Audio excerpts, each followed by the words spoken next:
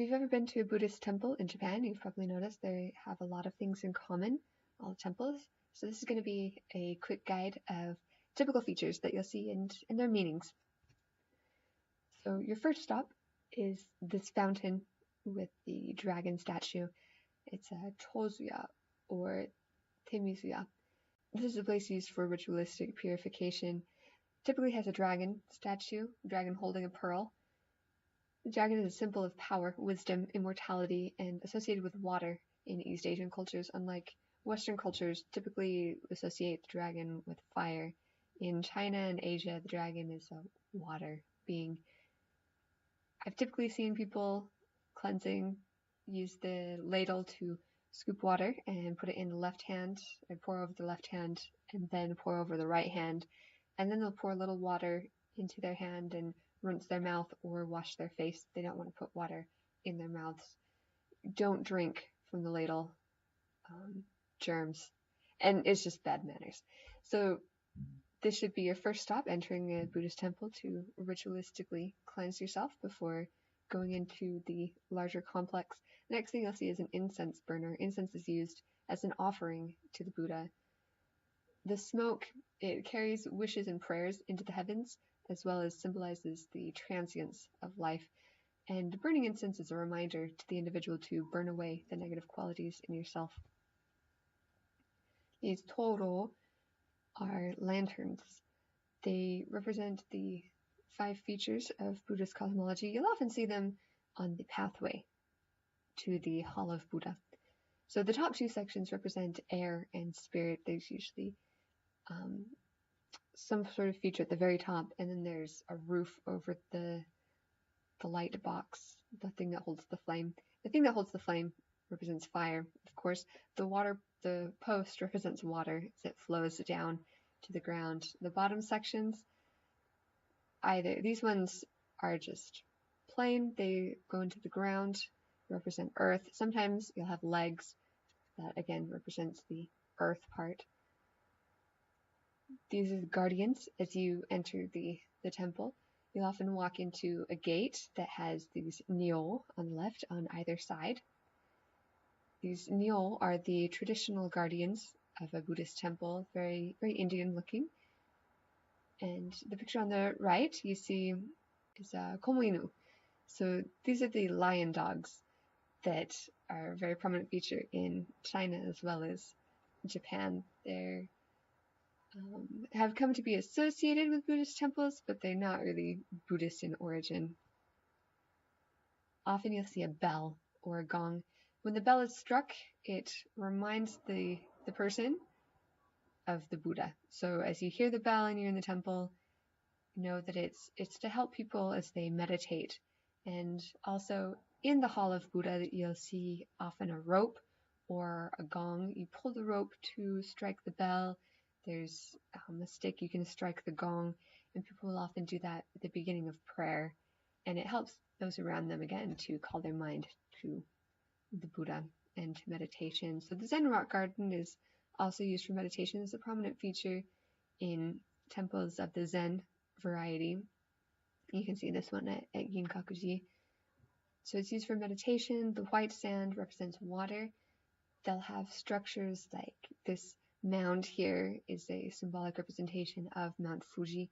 Sometimes you'll see these Zen rock gardens with large rocks.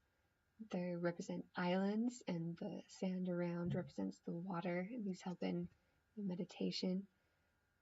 Kannon is a prominent figure in Japanese Buddhist temples. She is the female bodhisattva of mercy and compassion. Pagodas are a very common feature as well. You can't usually go in them and tour them, but they point to heaven, and they should bring your mind back up to heaven. Often in the top you'll have a spire with 9 rings, and 9 is a very auspicious number in Buddhism. This is the symbol that represents Buddhism. It's called the swastika in Sanskrit. It was used long before the Nazis started using it to represent their political party. In Japan you'll often see this reverse swastika, and if you look at a tourist map in Japan, so the symbol is, for peace and prosperity and all sorts of good stuff.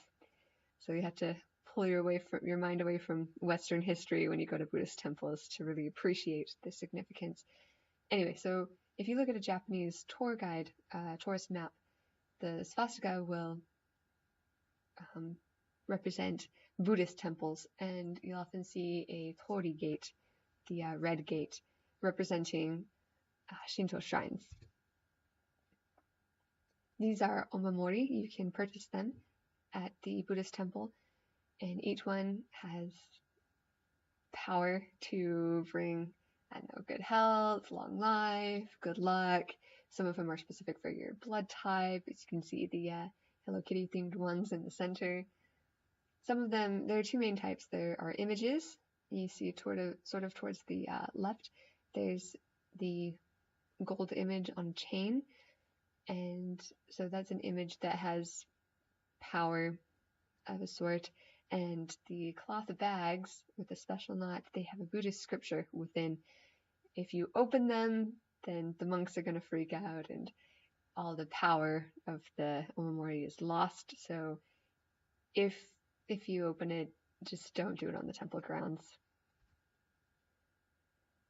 And finally, the main part of the complex is the statue of Buddha. He's usually housed in the Butsuden, the Hall of Buddha. And as you walk in, there'll be a gong or a bell that people will strike, a rope to pull the bell. It's something they do before prayer.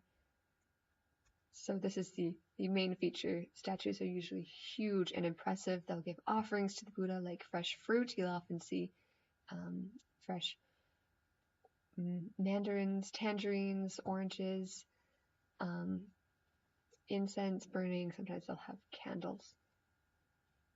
There's the Buddha. These are Shinto influence. Shintoism and Buddhism developed side by side in Japan for a long time. So in the Meiji era, there was a move to separate them, but you can still see some Shinto influences in Buddhist temples. The paper ribbons, streamers coming down on the trees are shide, and the wooden plaques on the right are called ema. People will write their prayers or their wishes on them to leave at the temple, and each temple has its own image. So this temple, I don't remember which one it was, is a ship. So there you go.